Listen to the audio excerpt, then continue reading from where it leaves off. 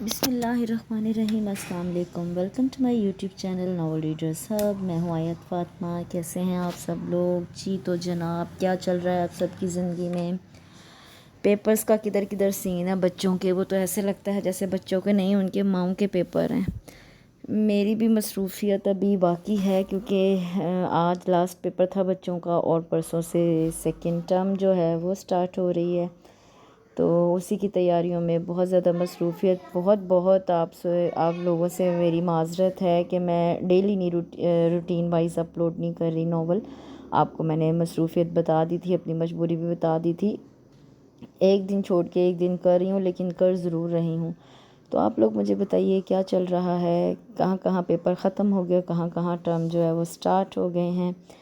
تو آج جو ناول میں پڑھوں گی بہت ہی خوبصورت سا، بڑا ہی پیارا سا ناول ہے۔ میں نے پہلے نہیں پڑھا، لیکن میں نے تھوڑا سا اس کو تھوڑا سا اوور ویو اس کا کیا ہے، تو مجھے اچھا لگا، تو میں نے کہا چلیں آپ کے لیے پڑھتے ہیں۔ بہت ہی خوبصورت یہ حمیرہ نوشین کا ناول تھا۔ یہ آیا تھا جناب کرن کے دسمبر کے شمارے میں، آئی تھنک 2015 کا یہ شمارہ ہے، ٹھہرے میں چیک کرتی ہوں، بالکل دسمبر 2015 کے کرن کے شمارے میں یہ آیا۔ بہت خوبصورت سا ناول، چلو اقرار کرتے ہیں، بہت ہی خوبصورت سا ہے یہ، تو سٹارٹ کرتے ہیں، چلو اقرار کرتے ہیں۔ اور ایک بات اور، آپ لوگوں کو اگر بیک گراؤنڈ زیادہ شور محسوس ہو رہا ہو تو پلیز اس کے لیے ابھی سے معذرت، کیونکہ میں کسی بھی کونے میں چلی جاؤں یہ شور ایسے ہی رہے گا، تو تھوڑا سا جو ہے وہ کمپرومائز کریں۔ انشاءاللہ کوشش پوری ہے کہ آپ کو شور جو ہے وہ کم ہی سنائی دے۔ تو جناب چلیے سٹارٹ کرتے ہیں۔ قسم اللہ پاک کی ایسا منظر اپنی گناہ گار آنکھوں سے دیکھ کر آ رہی ہوں کہ میری توبہ۔ وہ سب جو لاؤنج میں اپنے کسی نہ کسی کام میں مصروف تھیں، سب ہی کی توجہ میر نے اپنی جانب مبذول کروا لی۔ اب ایسا کیا انوکھا دیکھ لیا تم نے جو یوں اپنے گال پیٹ رہی ہو؟ یہ پوچھو کیا نہیں دیکھا، اللہ معاف کرے، قیامت کے آثار ہیں۔ وہ ساتھ والے کرائے کے گھر میں جو نیا نویلا جوڑا کچھ ہی دنوں پہلے شفٹ ہوا ہے، اس نے یاد دہانی کروائی۔ ہاں پھر کیا ہوا؟ نے طلاق تو نہیں دے دی اس خوبرو نوجوان نے؟ ارے ایسی کوئی بات نہیں، تو پھر کیا بات ہے، بتا بھی چکو۔ زوبیہ کو اس کے تجسس پر غصہ آ گیا۔ ہائے کیسے بتاؤں، دونوں میاں بیوی اس نے زور سے آنکھیں میچیں۔ ایشال جو انہیں مارک سے نوٹس بنانے میں مصروف تھی، میاں بیوی کے قصے پر پوری توجہ اس کی طرف صرف کر لی۔ ضرور کوئی رومانٹک سین دیکھ کر آ رہی ہے، ہائے دل میں گدگدی ہوئی۔ ہاں دونوں میاں بیوی کیا کر رہے تھے؟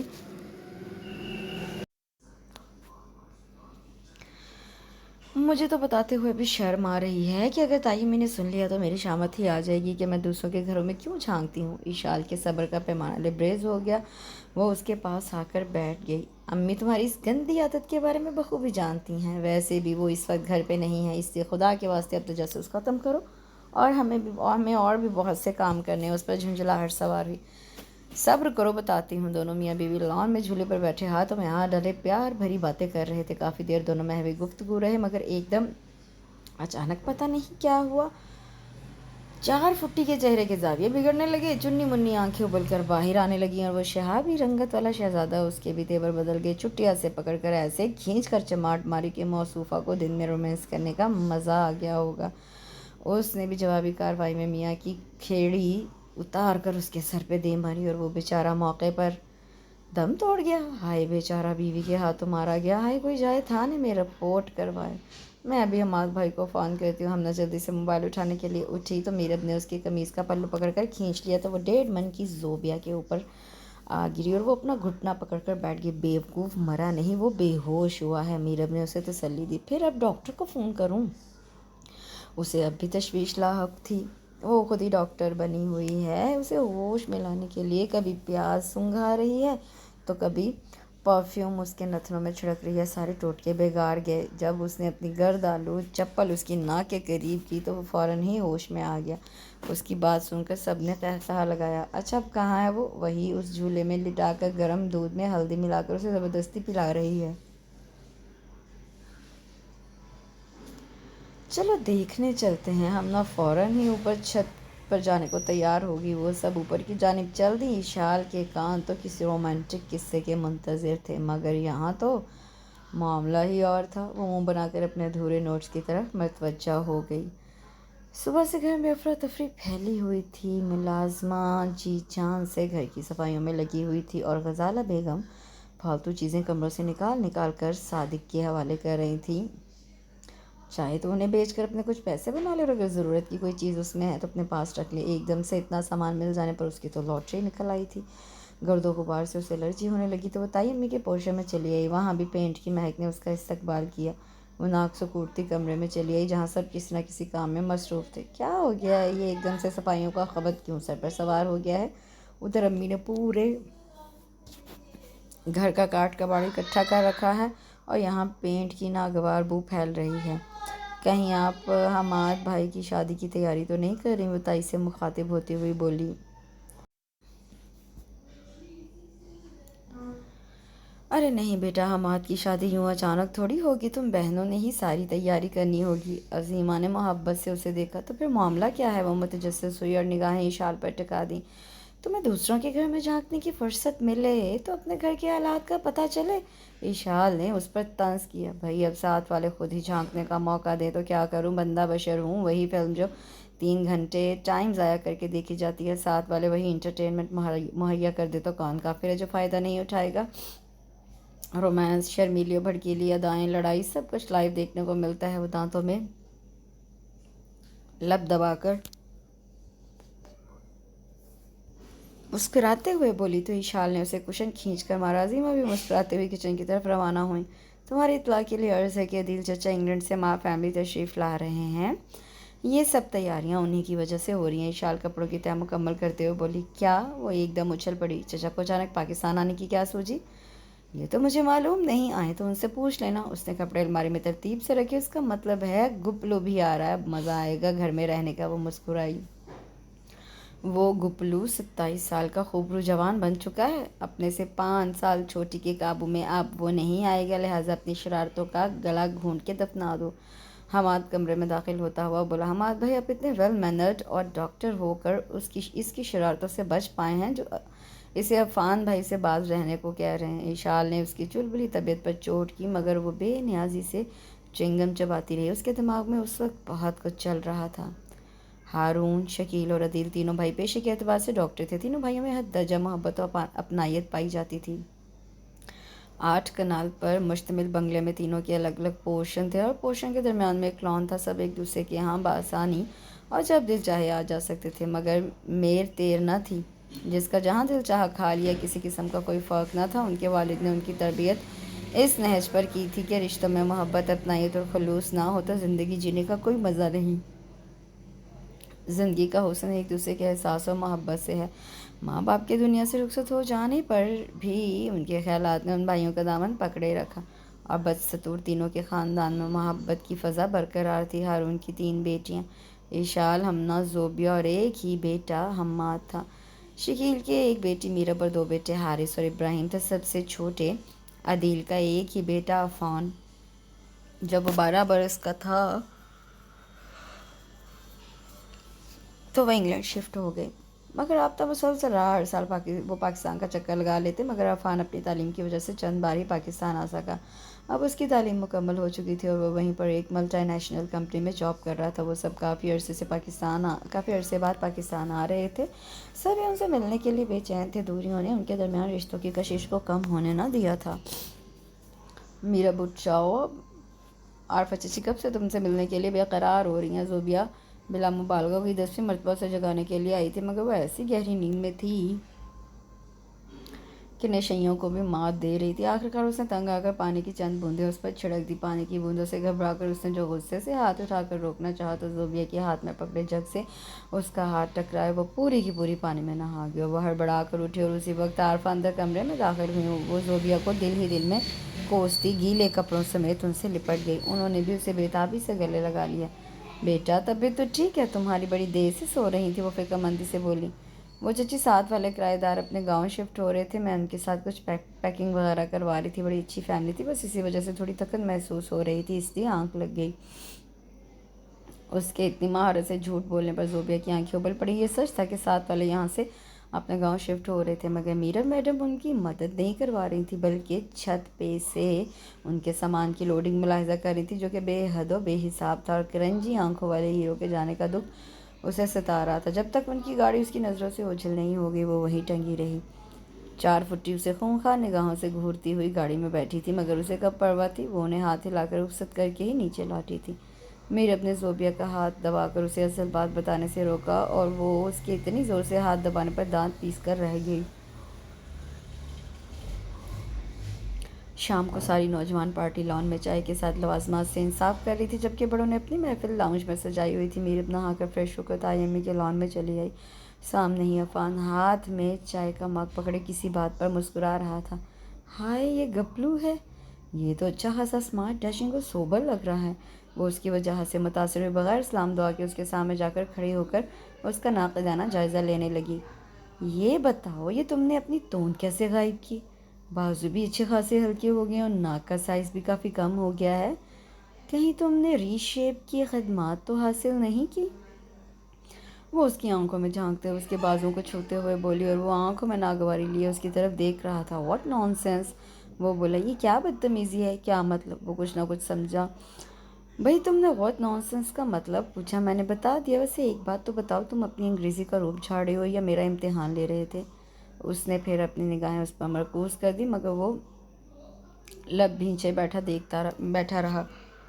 वह वहीं उसके कदमों में पसकड़ा मारकर बैठ गई और कबाब उठाकर खाने लगी। मीरब, तुम यहाँ आ जाओ, मैं अंदर से चेयर ले आता हूँ। हमाद फ़ौरन अपनी जगह से उठा और उसे आंखों ही आंखों में तनबीह की कि मज़ीद कोई बदतमीज़ी मत करना।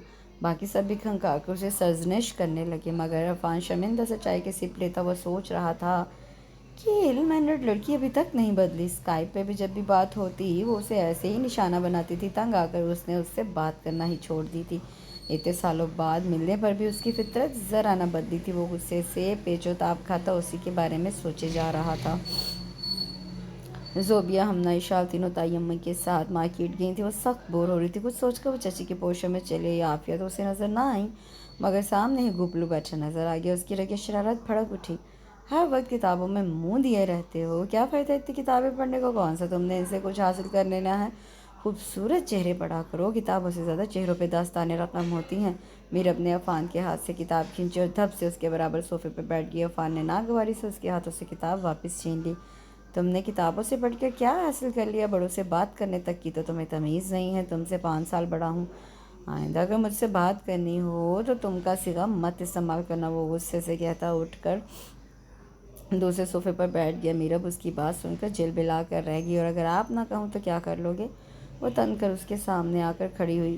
कह कर देखो, अपने हाथ का प्रिंट तुम्हारे गाल पे ऐसा प्रिंट करूँगा कि भूल कर भी तुम का लफ्ज़ तुम्हारे मुंह से निकलने की ज़रूरत ना कर सकेगा। और हाँ, अगर तुम्हें चेहरे पढ़ने आते हैं तो मेरे चेहरे पर गौर से पढ़ लो कि तुम्हारे लिए कितनी नापसंदीदगी लिखी हुई है। अफान उसकी आंखों में झांक कर दृष्टि से बोला तो वो उसके लहजे से सहम कर 2 कदम पीछे हट गई। उसे यकीन नहीं आ रहा था कि वो उससे इतनी सख्ती से बात करेगा। आंखों में नमी लिए उससे सदमे से वो निढाल वहीं सोफे पर बैठ गई। तभी हमाद भी वहीं चला आया। क्या है, बड़ी गहरी खामोशी है? उसने मीरब को चुप बैठे देखकर कहा। खामोशी ही में आफियत है फराज, जब कोई अपना हम ज़ुबान न मिले। बेसाख्ता मीरब की लबों से शेर अदा हुआ और अफान ने चौंक कर उसे देखा। शेरी ज़ोक तो मैडम का उम्दा है, मगर हरकतें अल अमान। वाह भई, बहुत खूब। तो अफान मियाँ, हमारी मीरब का शेरी ज़ोक मुलाजा फरमाया आपने। दरपर्दा आपकी खामोशी उसे खुल रही है। भाई, हमारी इतनी शौक कज़न से ऐसा बर्ताव तो ना करो। कुछ तो उसकी सुनो, अपनी सुनाओ।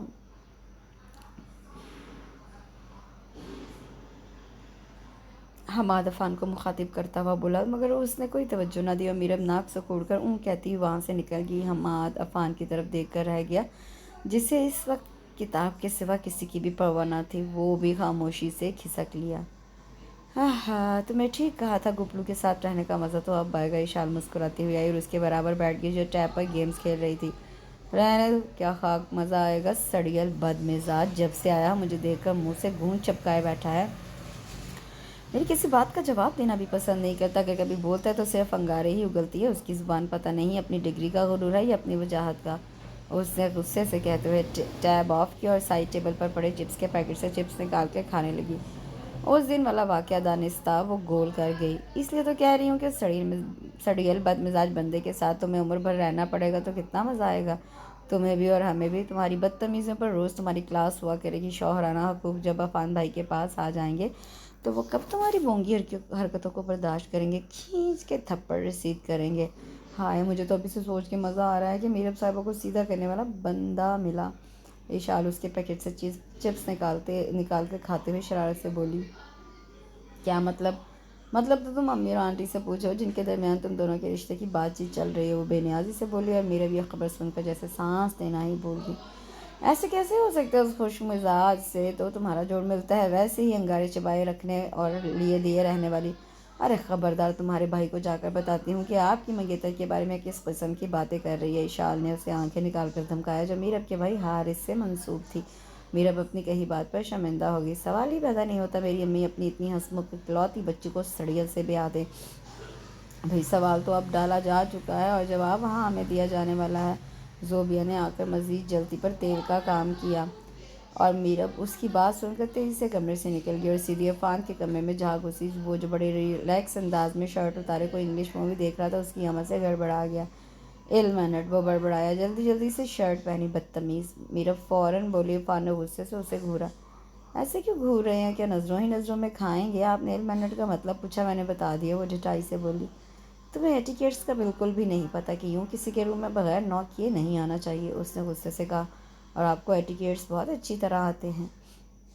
میں تو آپ کے کمرے میں بنا دستک دیے آ رہی ہوں اور آپ میری زندگی میں مجھ سے پوچھے بغیر داخل ہونے کی جرات کر رہے ہیں۔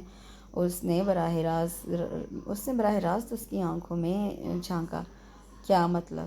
مطلب کچھ پڑھ لکھ کر بھی آئے ہیں یا گوروں کے دیس میں یوں ہی عمر گوادی ہر بات پہ پوچھتے ہیں؟ کیا مطلب؟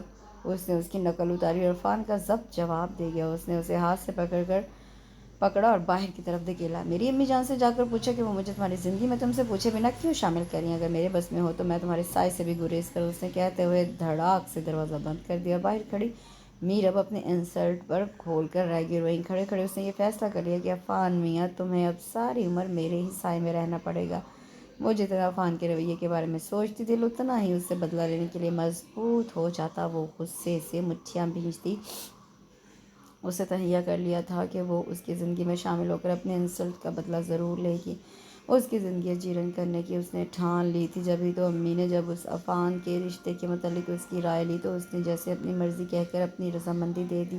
غزالہ بیگم اس کے اتنی جلدی ہاں کرنے پر مسرور ہو گئیں۔ عفان انہیں بیحد پسند تھا اور وہ انہیں داماد کے روپ میں قبول کرنے کو فوراً تیار تھی، مگر میرب کی مرضی بھی لازمی تھی۔ اس کی ہاں نے ان کو خوشی سے سرشار کر دیا۔ انہوں نے فرط مسرت سے اسے گلے لگا لیا۔ تم نے میرا مان رکھ لیا۔ عفان جیسے داماد خوش نصیبوں کو ملتے ہیں۔ میں ابھی جا کر تمہاری چچی کو خوشخبری سناتی ہوں، وہ تو خوشی سے نہال ہی ہو جائے گی۔ وہ اٹھی۔ امی بات سنیں۔ ہاں کہو، کیا بات ہے؟ وہ مڑی۔ ہاں کہو بیٹا، ہچکچاہٹ کیسی؟ امی آپ نے عفان سے تو پوچھ لیا ہوتا، کیا پتہ وہ اس رشتے پر راضی نہ ہو سکتا ہے میں اسے پسند نہ ہوں۔ ارے نہیں بیٹا، وہ تو دل سے راضی ہے۔ عارفہ نے اس کی مرضی معلوم کر لی اور اس کی ایما پر ہی اس سے تمہارے رشتے کا تقاضا کیا ہے۔ غزالہ بیگم اسے تسلی دے کر سیدھی عارفہ کی طرف سدھاری اور وہ دل ہی دل میں خوش ہوتی ہوئی اس کو ستانے کے منصوبے سوچنے لگی۔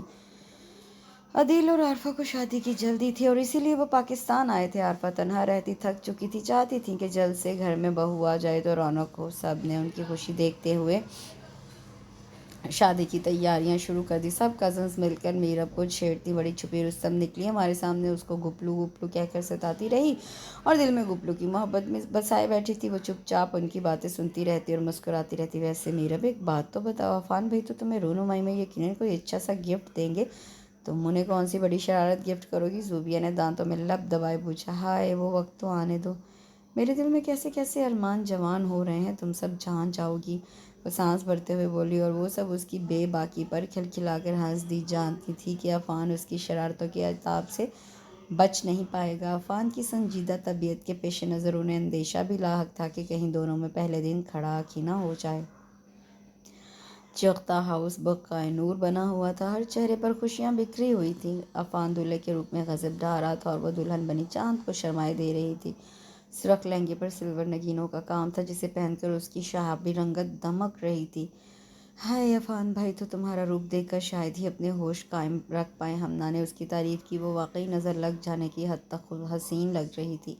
वो रुखसत होकर अदील अंकल के पोर्शन में आई थी। कमरा बेहद खूबसूरती और नफासत से सजाया गया था। सब काजन उसके कानों में नसीहतें उंडेलती वहाँ से रुखसत हुई तो उसने मुस्कुराते हुए बेड के क्राउन से टेक लगा ली। कदमों की आहट पाकर वो बेड से उतरी और सोफे पर जा बैठी। मैं क्यों वहाँ बैठकर उस करेले का इंतज़ार करूँ, उस करेले का इंतज़ार करके उसे अहमियत दूँ। वो बड़बड़ाई और लापरवाह अंदाज में अपने हाथों में पहनी चूड़ियों को एक एक करके उतारने लगी। ऑफ वाइट शेरवानी पहने हुए अफान कमरे में दाखिल हुआ। दोनों की निगाहें यक बैक वक्त टकराईं। उसका दिलकश रूप देखकर अफान मबहूत होकर रह गया। एक पल के लिए मीरत भी अपनी निगाहें अफान पर से हटाना भूल गई। उसकी वजाहत को वो बावजूद गुस्से के दिल में सराहे बिना न रह सकी। अफान की मखमूर निगाहों से घबरा कर वो संजीदा सूरत बनाए फिर से अपने काम में मशगूल हो गई। वो मुस्कुराता हुआ उसके करीब सोफे पर बैठ गया। वो थोड़ा कसमसाई। अफान ने धीरे से उसके झुमके को छुआ और निगाहें उस पर मरकूज कर दी। वो नज़रों की तपिश से झुलसने लगी। चूड़ियाँ उतारते उसके हाथों में लर्जिश आ गई। वो उसकी हालत से हर्ज उठा रहा था। उसने मखमली डिब्बिया खोली और डायमंड का लॉकेट पहनाने के लिए उसकी गर्दन को छुआ तो मीरब के पूरे जिस्म में करंट दौड़ गया। ज़्यादा हीरो बनने की ज़रूरत नहीं है, मुझे दे, मैं खुद ही पहन लूँगी। मीरब ने लॉकेट उसके हाथ से छीना चाहा मगर अफान ने मुट्ठी बंद कर ली। जुमला हकूक़ मेरे पास महफूज हैं, ये फरीज़ा मैं खुद अंजाम दूँगा। लॉकेट पहनाकर वो उसे अपने साथ लिया आईने के मुकाबले आ गया। इन सफ़ेद गुलाबों में तुम दहकता हुआ सुर्ख गुलाब लग रही हो। फ़ान की सरगोशी ने उसके अवसान ख़ता कर दिए। उसको सुताने के मंसूबे हवा में तहलील होते जा रहे थे। एक नए और जायज़ रिश्ते का एहसास उसकी सोचों पे गालिब आ चुका था। वो चाह कर भी उससे अपना दामन छुड़ा नहीं पा रही थी। होश तो उस वक्त आया जब बाहर दरवाज़ा धड़ाधड़ पीटा जा रहा था और अफान ने उसे जगा दिया। सब नाश्ते पर इंतज़ार कर रहे हैं। अफान ने मुस्कुराते हुए उसके खुले बालों को छुआ तो वो उसकी निगाहों से घबराकर झपाक से वॉशरूम में घुस गई। फ्रेश होकर निकली तो उसे सोफे पर विराजमान पाया। आप अभी तक यहीं बैठे हैं, बाहर जाए। मीरब को उसकी मौजूदगी से उलझन होने लगी। तुम जल्दी से तैयार हो जाओ, इकट्ठे बाहर चलेंगे। वो इसके बराबर आ खड़ा हुआ। नहीं ना प्लीज़, मामा बाबा क्या सोचेंगे, मैं अकेली ही बाहर आऊँगी, आप निकले यहाँ से। उसने पूरी कुव्वत से उसे दरवाजे से बाहर धकेला और धड़ाक से दरवाज़ा बंद कर लिया। फ़ान का ऊंचा कहका उसे शर्मिंदगी से दो चार कर गया। उफ़, इतना रोमांटिक मिजाज। मोबाइल पर बार बार ज़ोबिया की बेल आ रही थी। वो मुस्कुराते हुए जल्दी से बालों में ब्रश फेरने लगी। जहन में यही सोच थी कि अब आफतों के सवालों से वो किस तरह अपने आप को बचा पाएगी। मीरब की ज़िंदगी में एकदम ही हसीन मोड़ आया था। उसे परेशान करने के जो मंसूबे सोचे बैठी थी, सब अपनी मौत आप मर के एकदम से उसकी अहमियत बढ़ गई। सब उसका बेहद ख्याल रखते। आरफ और दिल तो उस पर जान छिड़कते। अफान का रवैया भी उसके साथ बेहद अच्छा था। अगरचे दिल में ठाने हुए थी कि उसे खूब जिद करेगी, उसका जीना मुश्किल कर देगी, मगर वो तो मौका ही नहीं दे रहा था। उसके रवैये से कहीं भी नहीं लगता था कि वो शादी से पहले उसे देखकर चिराग पा हो जाता था। शायद उसकी वजह ये भी थी कि उसकी बोंगी हरकतों में बहुत कमी आ गई थी, बल्कि ना होने के बराबर थी। शर्मा की मुस्कुराहट उसके लबों का हिस्सा बन गई थी। वो जो अपने आप से सदा की लापरवाह थी, खूब बंद संवर कर रहने लगी। अफान की सताइशी निगाहें उसके सरापे पर पड़ती तो वो मसरूर हो जाती। सब कज़न्स उसकी इस मस्बत तब्दीली पर हैरान थी। वो तो सोच रही थी कि अफान बेचारा सर पकड़ कर रोएगा या फिर मीरब रोती हुई नज़र आएगी, मगर यहाँ तो ऐसा कोई मामला नज़र ना आता था। दोनों एक दूसरे की हमराही में बेपनाह खुश नज़र आते। उन्हें इस तरह देखकर वो भी मुस्कुरा देते और गज़ाला बेगम उसके चेहरे पर खिलते रंग देखकर मतमईन हो जाती। अफान की छुट्टियां ख़त्म हो रही थी और वो अकेला ही इंग्लैंड जा रहा था। मीरब उसके जाने से उदास थी। मीरब की उदासी उसे भी अफसुदा कर रही थी। वो उसे बहुत जल्द अपने पास बुलाने के वादे लेकर और खूबसूरत यादों के सहारे इंग्लैंड रवाना हो गया। अफान की कोशिशों से वो 2 माह बाद ही अपने हमसफ़र के पास थी। ये 2 माह उसने उसकी जुदाई में कैसे गुजारे ये वो ही जानती थी। कितने दिन तक तो वो यकीन ही न कर सकी कि वो अफान के पास है। 2 मोहब्बत करने वाले दिलों को मिलने की खुशी खुशी कैसे खूबसूरत जज्बों से आशना करती, उसका अंदाज़ा उसे अब हो रहा था। शब व रोज़ बहुत हसीन लग रहे थे। अफान उस पर अपनी चाहते लुटाता और वो शांत हो जाती। रोज़ ऑफिस से वापसी पर उसे घुमाने फिराने ले जाता। रात को डिनर बाहर करके आते। सुबह का नाश्ता अफान तैयार करता, वो मज़े से खाती। ज़िंदगी में कोई फ़िक्र और परेशानी न थी। रावी चैन ही चैन लिख रहा था। शौहर की ज़िम्मेदारी क्या होती है वो बिल्कुल बेखबर थी। ہوش تو اس وقت آیا جب رات کو عفان نے اسے باہوں میں لے کر بتایا کہ صبح کا ناشتہ وہ بنائے گی، لہٰذا صبح جلدی اٹھ جائے۔ اس کی بات سن کر وہ چونک گئی۔ ناشتہ؟ مگر مجھے تو ناشتہ بنانا نہیں آتا، امی ہی بنا کر دیتی تھی، اور مجھے تو یہ تک نہیں پتہ کہ ناشتے میں کیا کچھ بنانا ہوتا ہے۔ وہ اس کی طرف دیکھ کر فکرمندی سے بولی تو وہ مسکرایا۔ اتنے دنوں سے تک میں تمہیں ناشتہ کرواتا رہا اور تم مزے لے لے کر کھاتی نہیں، تمہیں یہ بھی پتہ نہیں کہ ہم ناشتے میں کیا کھاتے ہیں؟ وہ شاکی ہوا اور میرب شرمندہ ہو گئی۔ اینی وے میں بوائل انڈا، سلائس اور دودھ لے لوں گا، تم اپنے لیے جو بنانا چاہو بنا سکتے ہو۔ اس نے دھیرے سے اس کے گال کو چھوا اور کروٹ بدل کر لیٹ گیا، اور میرب نے صبح اٹھنے کی فکر مندی میں پوری رات آنکھوں میں کاٹ دی۔ روٹین لائف شروع ہوئی تو میرب کو ایک دم ہی بوریت کا احساس ہونے لگا۔ عفان صبح آفس کے لیے نکلتا تو شام 5 بجے گھر میں گھستا۔ سارا دن وہ بلائی پھرتی۔ 2 افراد کے کام ہی کتنے ہوتے تھے۔ جب سارے کام کر کے فارغ ہو جاتی تو اسکائپ پہ گھر والوں سے بھی فردم بات کر لیتی، مگر تنہا دن کاٹے نہ کٹتا۔ آس پاس کے گھروں سے بھی کوئی روابط نہ تھے کہ تھوڑا سا ٹائم پاس ہو جاتا۔ 1-2 بار عفان کے دوست کی فیملی کی طرف گئے، انہوں نے بھی ایک بار چکر لگا لیا، اور بس زندگی تیز رفتار مشین کی طرح یہاں دوڑ رہی تھی۔ شام کو چائے وغیرہ پی کر عفان پھر سے لیپ ٹاپ لے کر بیٹھ جاتا اور نہ جانے کیا کیا سرچ کرتا رہتا۔ وہ اس کے پاس بیٹھی بور ہوتی رہتی، کئی مرتبہ اس کا لیپ ٹاپ آف کر دیتی۔ سارا دن آپ آفس میں ہوتے ہیں اور گھر آ کر بھی اس میں منہ دیے رہتے ہیں، آپ کو میرا ذرا بھی احساس نہیں ہے کہ میں اکیلی کتنی بور ہوتی ہوں؟ وہ اس کا ہاتھ تھام لیتی۔ بھئی آفس جانا بھی ضروری ہے، اور کچھ اہم کام کرنے ہوتے ہیں تو ادھر بھی ٹائم دینا پڑتا ہے۔ میرب کی خواہش ہوتی کہ وہ آفس سے آنے کے بعد سارا وقت اس کے ساتھ گزارے، اس سے باتیں کرے، اس پہ توجہ دے، اسے سراہے، جبکہ عفان پر کام کا برڈن ہونے کی وجہ سے اس کے لیے بہت کم ٹائم بچتا۔ کبھی کبھار وہ اس کی طرف کبھی کبھار وہ اس کی بات مان لیتا اور ادھورا کام چھوڑ کر اس کی طرف متوجہ ہو جاتا، اور کبھی سخت برہم ہو جاتا۔ زندگی رومانس کے سہارے نہیں گزاری جا سکتی میرب صاحبہ، ہوش میں آؤ، اپنی ذمہ داریوں کو سمجھو، گھر کے کاموں میں دلچسپی لو، جلی روٹیاں، کچا پکا سالن، گھر کی ابتر حالت، کبھی اس بارے میں بھی غور و فکر کر لیا کرو۔ سارا وقت میں تمہارے پہلو سے لگ کر نہیں بیٹھ سکتا، مجھے سکون سے اپنا کام کرنے دو۔ وہ پل میں اجنبی بن گیا۔ خوش مزاجی اور رومانس جو شادی کے چند ہفتوں میں اسے عفان میں نظر آیا تھا، وہ سب مفقود ہوتا جا رہا تھا۔ اس نے ایک بار پھر سے سنجیدگی کا لبادہ اوڑھ لیا۔ میرب کی شوخ طبیعت کو یہ کب گوارا تھا کہ وہ کڑتی رہتی، اور اکثر ہی اس بات پر دونوں کی تکرار ہونے لگی۔ اس دن بھی وہ اسے کل کی چھٹی کے لیے اسٹارٹ کر رہی تھی کہ کہیں گھومنے پھرنے چلتے، اور عفان اسے سمجھا کر تھک چکا تھا کہ وہ اس طرح اچانک بغیر وجہ کے چھٹی نہیں کر سکتا، مگر اس کی عقل میں بات ہی نہیں سما رہی تھی۔ عجیب روکھی پیکی زندگی ہے، گھر میں 2 افراد ہیں، ان میں سے ایک کو اپنے آفس ورک سے ہی فرصت نہیں، اور دوسری سارا دن تنہائی کا زہر پیتی ہے۔ وہ جل کر بولی، بھائی یہ زہر تم نے بخوشی پیا ہے، تو میں ہی یہاں آنے کی جلدی تھی۔ رو رو کر آنکھیں سجا لی تھی فون پر۔ پہلا فکر ہی تمہارے لبوں سے یہ ادا ہوتا تھا کہ مجھے کب بلا رہے ہیں۔ ہاں پاگل تھی میں جو خود سے اپنے لیے سزا تجویز کی، مجھے کیا پتہ تھا کہ آپ یہاں آ کر بالکل ہی بدل جائیں گے۔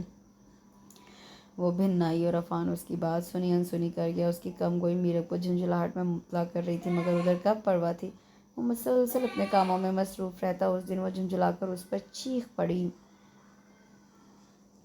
مجھے یہاں پر ملازمہ بنا کر آئے تھے کہ دن بھر آپ کے اور گھر کے کام کروں؟ مجھے اچھی طرح پتہ چل چکا کہ چچی آپ کی خدمت کرتے کرتے تھک چکی تھیں، اس لیے آرام سے وہ پاکستان میں رہ رہی اور مجھے یہاں قید باب مشقت میں پھنسا دیا۔ وہ روحان سے ہو گئی۔ عرفان اس کی بات سن کر ششدر رہ گیا۔ تم ہوش میں تو ہو؟ کیا کہہ رہی ہو؟ ماں کبھی بھی اپنے بچوں کی خدمت سے نہیں تھکتی، میرے لاکھ منع کرنے کے باوجود وہ میرے کام بخوشی کیا کرتی تھی، اور کبھی تھکن کا اظہار تک نہ کیا تھا۔ وہ تو ہم دونوں کی انڈرسٹینڈنگ کے لیے پاکستان رک گئی ہیں کہ ہم یہاں پر ایک دوسرے کے مزاج کو سمجھے اور کچھ وقت تنہا گزارے۔ پاپا بھی اپنے بھائیوں کے پاس کچھ وقت گزارنا چاہتے تھے۔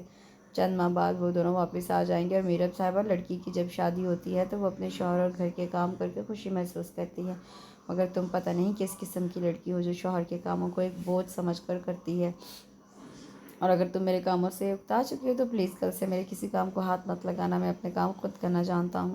عفان نے ماتھے پر تیوری چڑھائی۔ اسے میرب کی بات بہت بری لگی تھی، اور میرب کو عفان کے لہجے نے ہی تپا دیا۔ وہ کب کسی کی سنتی تھی؟ اس نے بھی دل میں مصمم ارادہ کر لیا کہ اب وہ اسے زچ کر کے رہے گی۔ غصے سے ساری رات وہ کروٹیں بدلتی رہی، اور عفان دوسری طرف کروٹ لیے سوتا رہا۔ صبح ہوئی تو وہ کسل سے بستر پر پڑی رہی۔ نہ عفان نے اسے ناشتہ بنانے کو کہا اور نہ ہی خود سے بنا کر دیا۔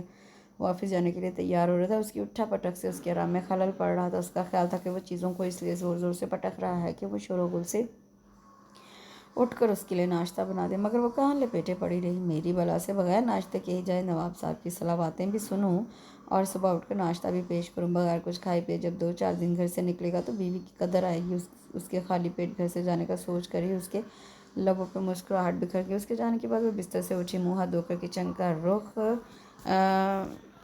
کیا اور اگلے ہی پل اس کے سارے خیالات غلط ثابت ہوئے۔ عفان نہ صرف خود ناشتہ کر کے گیا تھا بلکہ اس کے لیے بھی بنا گیا تھا۔ بجائے شرمندہ ہونے کے اس نے ناشتہ لیا، لانج میں آ کر بیٹھ گئی، ٹی وی آن کر مزے سے ناشتہ کرتے پروگرام دیکھنے لگی۔ چہرے پر کسی بھی قسم کی شرمندگی کا شائبہ تک نہ تھا۔ بڑا آیا مجھ پر روب جمانے والا، میں ان بیویوں میں سے نہیں ہوں جو تمہاری غلامی کروں گی، شوہر کی جی حضوری کے لیے ہر وقت ہاتھ باندھے کھڑی رہوں گی۔ میں میرب شکیل ہوں، میں کیوں کسی کے روب میں آؤں؟ وہ سارا دن اس نے اسکائپ پر گھر والوں سے بات کرتے گزارا یا پھر ٹی وی دیکھتے۔ رات کے کھانے کے لیے بھی اس نے کوئی تیاری نہ کی۔ گھر کی جو چیز جہاں تھی کیوں کی توں پڑی رہی۔ شام کے 5 بجے تو وہ پھر سے کمرے میں آ کر لیٹ گئی کہ عفان کے آنے کا ٹائم ہو رہا تھا اور وہ اس پر اپنی مکمل ناراضی ظاہر کرنا چاہتی تھی۔ شام 5 بجے سے 6 اور 6 سے 8 بجے کا ٹائم ہو گیا۔ اسے ہر آہٹ پہ عفان کے آنے کا گمان ہوتا۔ تنہائی سے اسے خوف آنے لگا۔ وہ دم سادے لیٹی رہی، بھوک سے الگ پیٹ میں بل پڑ رہے تھے۔ صبح کے 2 سلائس کب کی ہضم ہو چکے تھے۔ اسے رہ رہ کر رونا آ رہا تھا اور عفان پر بے حد غصہ بھی۔ 8:30 بجے وہ آیا تو اس کی جان میں جان آئی۔ اس نے دیکھا کہ وہ سیدھا کچن میں گھسا اور ذرا دیر کے بعد بیڈ روم کی طرف آتا دکھائی دیا تو وہ کروٹ بدل کر لیٹ گیا اور آنکھوں پر بازو رکھ لیا۔ عفان نے سائڈ ٹیبل پر کھانا رکھا اور کمرے سے چلا گیا۔ اس نے اٹھ کر بے صبری سے کھانا شروع کر دیا۔ بے حس انسان۔ رات کے 9 بجے بیوی کے کھانے کا خیال آیا۔ سارا ٹائم پتہ نہیں کہاں واڑا گردی کرتا رہا۔ یہ نہیں سوچا کہ بیوی گھر میں بھوکی بیٹھی ہے۔ کھانا کھاتے ہوئے وہ بجائے اپنی غلطی ماننے کے اسی کو قصوروار ٹھہرا رہی تھی۔ کئی دن اس روٹین میں گزر گئے، وہ اپنے سارے کام خود کرتا، اسے کسی کام کے لیے نہ پکارتا۔ میرم نے جب دیکھا کہ اس کے کام نہ کرنے سے عفان کو کوئی فرق نہیں پڑتا بلکہ اس کی اپنی بازار کا کھانا کھا کھا کر طبیعت خراب رہنے لگی ہے تو اس نے ہار مان لی۔ ایک ہی چھت تلے 2 نفوس کب تک اجنبیت کی دیوار تھامے رہتے؟ آخر میرب کو ہی ہتھیار ڈالنا پڑے۔ صبح اس نے عفان کے اٹھنے سے پہلے ہی ناشتہ ٹیبل پر لگا دیا اور اس کا انتظار کرنے لگی۔ عفان تیار ہو کر کچن میں جانے لگا تو اس نے پکار لیا، ٹیبل پر ناشتہ لگا ہے، آ جائیں۔ وہ چپ چاپ آ کر بیٹھ گیا اور خاموشی سے ناشتہ کرنے لگا۔ میرب کو اپنا آپ بڑا آکورڈ لگا۔ اس نے اپنی ضد و رنا ختم کر کے اسے خود پکارا تھا اور وہ اسے مکمل نظر انداز کر رہا تھا۔ ناشتہ کر کے وہ آفس روانہ ہوا اور وہیں ٹیبل پر سر رکھ کر آنسو بہانے لگی۔ اس شخص کی خاطر میں نے اپنے آپ کو کتنا بدل ڈالا مگر اس کو ذرا بھی احساس نہیں۔ پتہ نہیں اپنے آپ کو کیا سمجھتا ہے۔ میں تو سوچ رہی تھی میری ناراضی پر تڑپ پوچھے گا، محبت بھرے لفظوں سے مجھے منائے گا، مگر یہاں تو اسے میری کوئی پرواہ ہی نہیں۔ ٹھیک ہے، اگر اسے میرا کوئی خیال نہیں تو مجھے بھی اس کے نخرے اٹھانے کی کوئی ضرورت نہیں۔ رہے اکیلا، میں واپس پاکستان چلی جاؤں گی۔ وہ بڑبڑائی۔ شام کو وہ گھر لوٹ کر کے قریبی پارک چلی آئی۔ رات کے سائے پھیلنے لگے مگر اس کا گھر واپسی کا کوئی ارادہ نہ تھا۔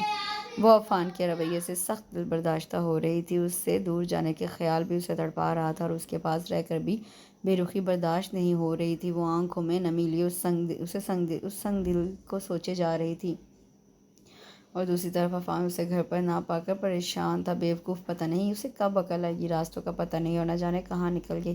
وہ پریشان ہوتا ہوا باہر سڑک پر نکل آیا۔ 2-4 سڑکیں ناپی مگر وہ کہیں دکھائی نہ دی اور اس نے فون کیا، بیل جاری تھی مگر وہ اٹینڈ نہیں کر رہی تھی۔ وہ غصے سے دان چباتا رہا۔ آج ایک بار تو میرے ہاتھ لگ جاؤ، وہ عشق کروں گا کہ طبیعت صاف ہو جائے گی۔ محترمہ کی پتہ نہیں کیوں ایسی لاپرواہ لڑکی سے میں نے شادی کی حامی بھر لی، امی کی خواہش پر خام خواہ اپنے لیے مصیبت مول لے لی۔ وہ بار بار اس کا نمبر ملاتا اور بڑبڑاتا رہا۔ آخرکار اس نے فون ریسیو کر لیا۔ کہاں ہو تم؟ وہ دھاڑا، آپ کے جہنم کدے سے بہت بہتر جگہ پہ ہوں۔ ایسا کرو اس جنت نظیر وادی میں ساری رات گزارنا اور جب کچھ یہاں کے اوباش لڑکے تمہاری طرف ہاتھ بڑھاتے دکھائی دیں تو پھر جہنم کے داروغہ اور جہنم کدے کو مت یاد کرنا۔ وہ جل کر بولا اور فون آف کر دیا۔ دوسری طرف میرب اس کی بات سن کر بوکھلا گئی۔ اجنبی ملک، اجنبی لوگ، رات کے گہرے ہوتے ہوئے سائے۔ عفان کی بات سن کر اسے خوفزدہ کر کے درختوں کے لمبے سائے انہیں دیکھ کر یوں لگ رہا تھا کوئی ہاتھ بڑھا کر دبوچنے کی کوشش کر رہا ہے۔ اس کے رونگٹے کھڑے ہو گئے، دل کی دھڑکنیں تیزی پکڑ لی۔ اس پر مزاد سامنے سے 2 ہپی ٹائپ نوجوانوں سے اپنی طرف آتے دکھائی دیے تو اس کا رہا دم بھی ختم ہو گیا۔ دھڑکتے دل اور کانپتے ہاتھوں سے اس نے عفان کو فون کیا۔ میں قریبی پارک میں ہوں، مجھے لینے آ جائیں کہہ کر فون فوراً بند کر دیا اور وہ اس کی بات سن کر مسکرایا۔ جانتا تھا کہ اس کی بات سن کر وہ چڑیا کی طرح سہم جائے گی اور خود فون کر کے اسے بلائے گی۔ اپنی ترکیب کی کامیابی پر زیر لب مسکراتا پارک کی طرف بڑھ گیا۔ وہ پارک میں داخل ہوا تو ایک سائڈ پر درخت سے ٹیک لگائے میرب کھڑی نظر آ گئی۔ تیزی سے اس کے قریب گیا اور بازو سے پکڑ کر گیٹ کی طرف قدم بڑھا دی۔ بتا کر نہیں آ سکتی تھی؟ پتہ بھی ہے کب سے خوار ہو رہا ہوں، اس نے غصے سے دانت پیسے۔ میں آپ کے لیے ایسی کون سی عزیز ہستی ہوں جو میرے لیے پریشان ہو رہے تھے؟ آپ اپنی شامیں جہاں دل چاہے گزاریں، میں گھر سے بھی نکل نہیں سکتی؟ اس نے بھی غصے سے اپنا بازو چھڑایا۔ آس پاس کے لوگوں کی طرف متوجہ ہوئے تھے۔ عفان کو اپنا غصہ ضبط کرنا پڑا۔ گھر آ کر اس پر وہ برس پڑا۔ کب پیچھے رہنے والوں میں سے تھی۔ اس نے بھی خوب دل کی بھڑاس نکالی۔ مجھے آپ کے ساتھ نہیں رہنا، مجھے واپس پاکستان بھیجیں۔ میں یہاں رہ کر آپ کی زیادتیوں کا شکار نہیں ہو سکتی۔ مجھے پتہ ہے آپ نے شادی اس مقصد کے لیے کی ہے کہ مجھ سے بچپن میں کی گئی شرارتوں کا بدلہ لے سکیں۔ آپ تو میرے سائے سے بھی بچنا چاہتے تھے نا؟ تو بس ٹھیک ہے، مجھے بھی کوئی شوق نہیں آپ کے ساتھ زندگی گزارنے کا۔ مجھے کل ہی یہاں سے بھیج دیں، میں ایک دن بھی آپ کے ساتھ مزید نہیں گزارنا چاہتی۔ وہ چیخے جا رہی تھی اور عفان حیرت سے منہ کھولے اسے تکے جا رہا تھا۔ اس کے دل میں اتنی شدید بدگمانی ہے۔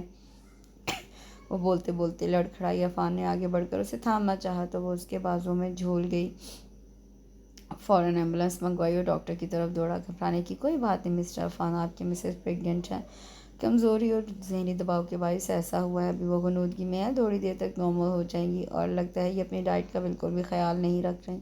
بہرحال یہ غذائی چارٹ ہے، کچھ میڈیسن لکھ دی ہیں، پراپر استعمال کروائیں۔ یہ ان کا کارڈ ہے، وزٹ کرتے رہیے گا۔ برٹش ڈاکٹر اسے صورتحال سے آگاہ کر رہی تھی اور وہ یہ خبر سن کر بالکل ساکت تھا۔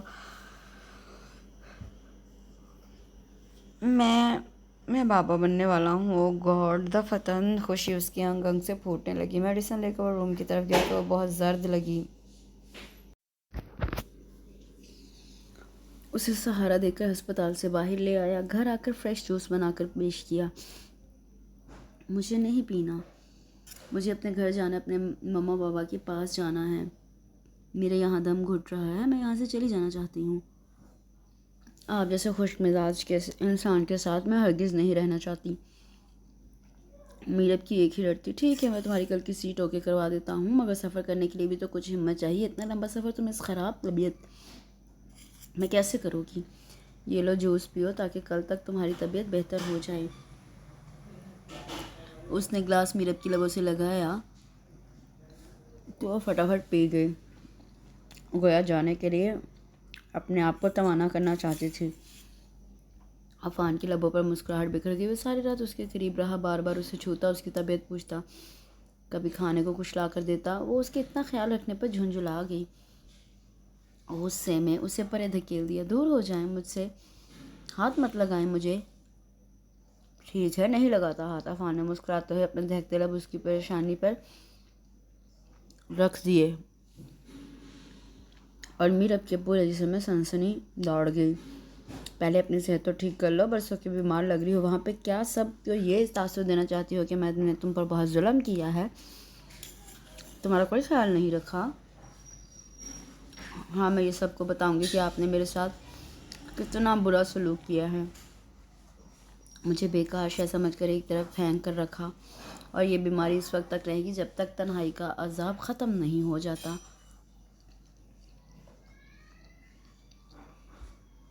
بس تنہائی کے دن اب ختم ہونے والے ہیں میرب جان، ایسی مصروفیت تمہارے پاس آنے والی ہے کہ فرصت کو تم ترسا کرو گی۔ وہ دل ہی دل میں سوچ کر مسکرایا۔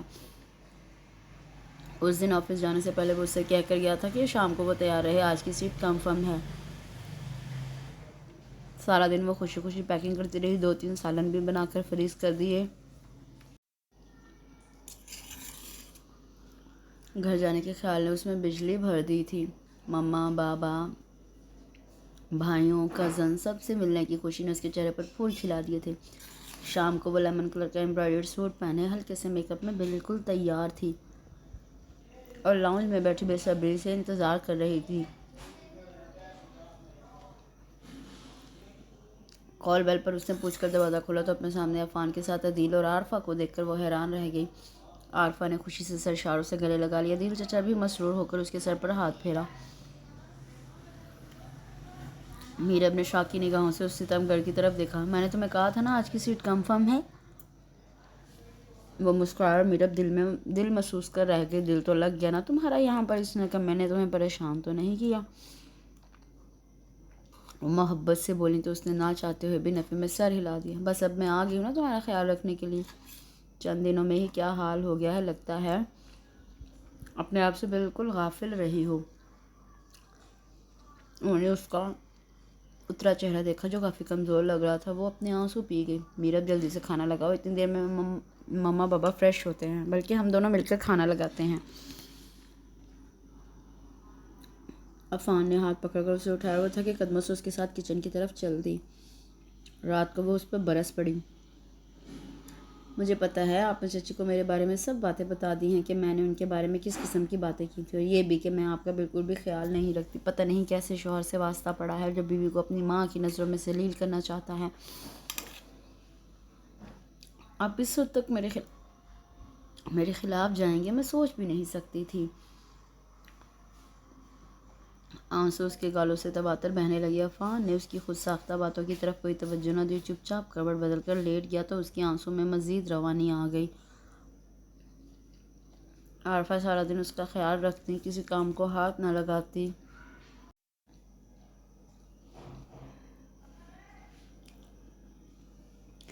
وہ دل ہی دل میں شرمندہ ہوتی رہتی کہ اس کے بارے میں کیا سوچتی ہوں گی۔ دل چچا نے اس کے لیے پھلوں کا ڈھیر لگا دیا، اور چچی جوس نکال نکال کر اسے زبردستی پلائے جاتی۔ اسے سمجھ میں نہیں آ رہی تھی کہ آخر انہوں نے اس کی کمزوری کا ہوا کیوں بنا لیا تھا۔ بس چچی، اب اور دل نہیں چاہ رہا، اور پلیز آپ اس طرح میرا خیال رکھنا چھوڑ دیں۔ کل سے میں سب کام خود کروں گی۔ جب سے آپ آئی ہیں مسلسل کاموں میں لگی ہوئی ہیں، حالانکہ اتنے لمبے سفر کے بعد، تھکن کے بعد تو آپ کو آرام کرنا چاہیے تھا۔ اور ایک ایسی تھکن بیٹا، اس دفعہ تو اتنے لمبے سفر کا پتہ ہی نہیں چلا کہ کب تمام ہوا۔ سارا وقت ذہن تمہاری طرف ہی رہا، یہی خیال خوش کرتا رہا کہ اللہ نے میری کتنی جلدی سن لی۔ غزالہ بھی یہ خبر سن کر بڑی خوش تھی تمہارے لیے، اداس بھی تھی کہ اس حال میں وہ تمہارے پاس نہیں ہے۔ میں نے اسے تسلی دی کہ میں جو ہوں اپنے بچے کا خیال رکھنے کے لیے، بس ذرا 2-3 ماہ گزر جائیں، ڈاکٹر سفر کی اجازت دے تو جا کر سب سے مل لانا۔ وہ مسلسل بولتی رہی تھی اور میرب ان کی مبہم گفتگو سمجھ نہ پا رہی تھی۔ چچی امی کون سی خبر سن کر خوش ہوئی تھی؟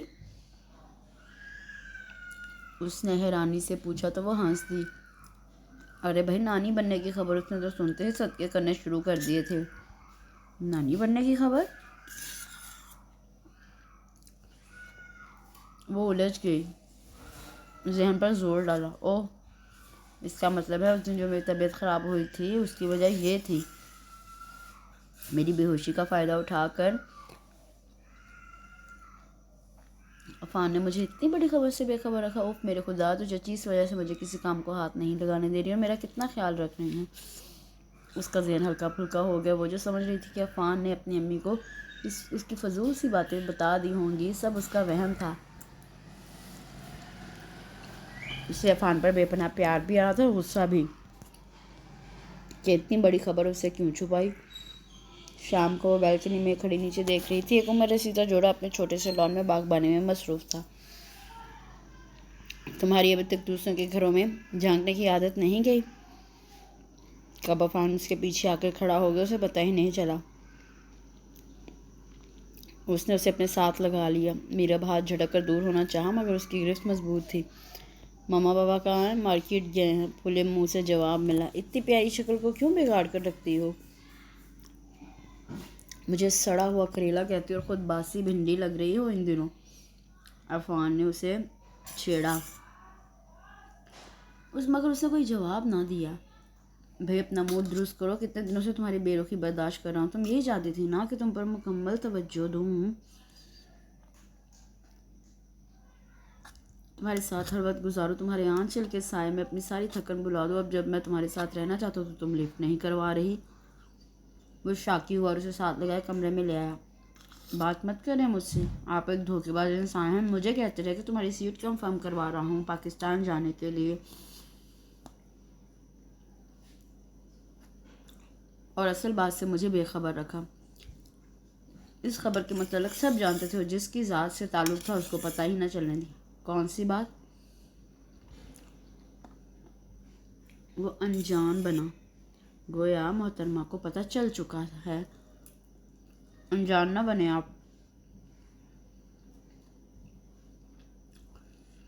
آپ کو اچھی طرح پتہ ہے کہ میں کس بارے میں بات کر رہی ہوں۔ اس نے اٹھنا چاہا مگر عفان نے ہاتھ پکڑ کر اسے پھر سے اپنے قریب بٹھا لیا۔ بھئی دیکھو، پہیلیاں نہ بجھاؤ، صاف بات کرو، تم کون سی خبر کی بات کر رہی ہو؟ میں کچھ نہیں جانتا۔ اور جہاں تک تمہارے جانے کی پاکستان جانے کی بات ہے تو تمہاری طبیعت کے پیش نظر میں نے مما کو یہاں بلوا لیا تاکہ وہ تمہارا خیال رکھ سکیں۔ جو ہی تم اپنے آپ کو بہتر سمجھو میں تمہاری سیٹ اوکے کروا دوں گا۔ چچی اور امی کو آپ نے میری بیماری کا بتایا اور وہ بہت بڑی غلط فہمی کا شکار ہو گئے ہیں۔ وہ میری بیماری کو کچھ اور ہی سمجھ رہی ہیں۔ اس کا چہرہ گلابی ہوا۔ عفان نے اس کے گلابی گال پر انگلی پھیری۔ کون سی غلط فہمی؟ یہی کہ وہ کہتے کہتے رکی۔ ہاں کیا؟ یہی کہ اس نے اپنی مسکراہٹ لبوں میں چھپا لی۔ وہ چیز سمجھ رہی ہیں کہ وہ دادی بننے والی ہیں۔ انہوں نے پاکستان میں بھی سب کو بتا دیا۔ مجھے بہت شرمندگی ہو رہی ہے بتا کر اس نے ہاتھوں سے چہرہ چھپا لیا اور عفان کا کہا ابل پڑا۔ اچھا تو تم اس والی طبیعت کی بات کر رہی تھی۔ دیکھو وہ جہاں دیدہ ہے، ہو سکتا ہے یہی بات ہو۔ وہ لب دانتوں تلے دبا کر مسکرایا تو میرب کو اس کی مسکراہٹ بڑی پراسرار لگی۔ اس کی شوق نگاہوں سے وہ پل بھر میں سمجھ گئی کہ وہ اس کے ساتھ شرارت کر رہا ہے۔ آپ جانتے تھے نا سب کچھ؟ مجھے الو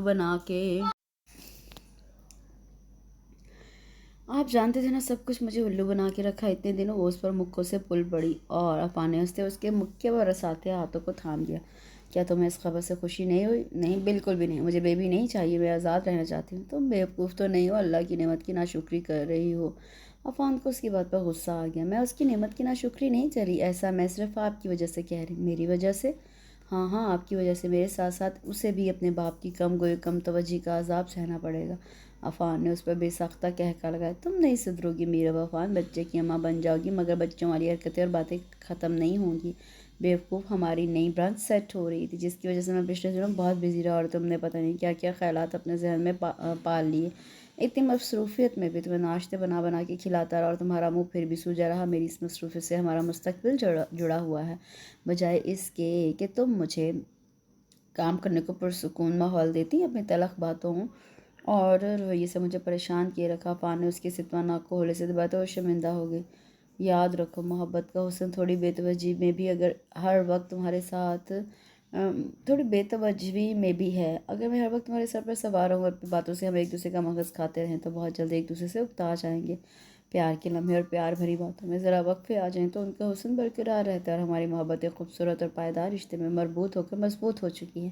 تمہارے وجود کا خوبصورت احساس میرے پاس ہر پل موجود رہتا ہے۔ ضروری تو نہیں ہر لمحہ اظہار ہمدردی محبتوں کا محتاج ہو۔ عفان کے لہجے میں چاہتوں کا اقرار بول رہا تھا۔ محبت کا رنگ اس کی آنکھوں سے مترشح تھا۔ اور وہ جو آپ کہہ رہے تھے میرا بس چلے تو تمہارے سائے سے بھی گریز کروں، اس نے یاد دہانی کروائی۔ وہ جملہ یوں ہی بے دہانی میں بولا گیا تھا، تمہاری بیوقوفانہ حرکتوں کی وجہ سے۔ اور تم جو شادی سے پہلے مجھے کن کن القابات سے نوازتی تھی، میرے لیے کوئی فیلنگ نہیں رکھتی تھی۔ سچ بتانا کہ شادی کے بعد تمہارے دل میں میری محبت نے ٹھکانہ بنایا کہ نہیں؟ وہ اس کے بالوں کی لٹ انگلی پر لپیٹتا ہوا بولا۔ یہ اسی محبت کا نتیجہ ہے کہ میں اب تک آپ کے ساتھ رہ رہی ہوں، ورنہ کب کی چھوڑ کے جا چکی ہوتی۔ آپ کی زندگی ان چند مہینوں میں جھیرن کر دیتی۔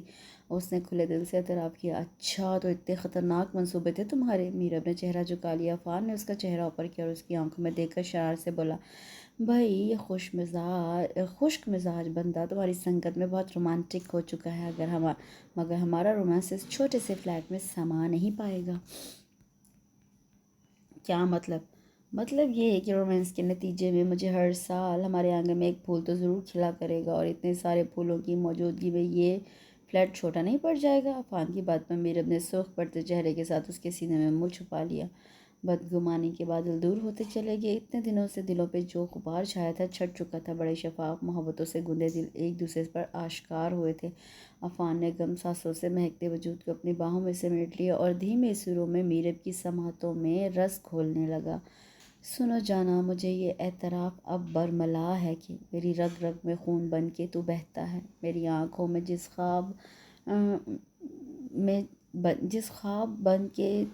جو خواب بن کے تو رہتا ہے کہ میرے جسم کا ہر حصہ اور سینے کی ہر دھڑکن سبھی سانسیں یہ کہتی ہیں مجھے تم سے محبت ہے، یہی سچ ہے، مجھے تم سے محبت ہے۔ اس کے ساتھ ہی یہاں اس بہت ہی خوبصورت سے نٹ کھٹ سے ناول کا اختتام ہوتا ہے۔ مجھے آپ لوگوں کے کمنٹس کا انتظار رہے گا، کمنٹ سیکشن میں مجھے ضرور بتائیے گا کہ آپ کو یہ ناول کیسا لگا۔ اپنا بہت سا خیال رکھیں، دعا میں یاد رکھیں۔ کل انشاءاللہ ایک نئے ناول کے ساتھ حاضر ہوں گی۔ مجھے دیجیے اجازت، اللہ حافظ۔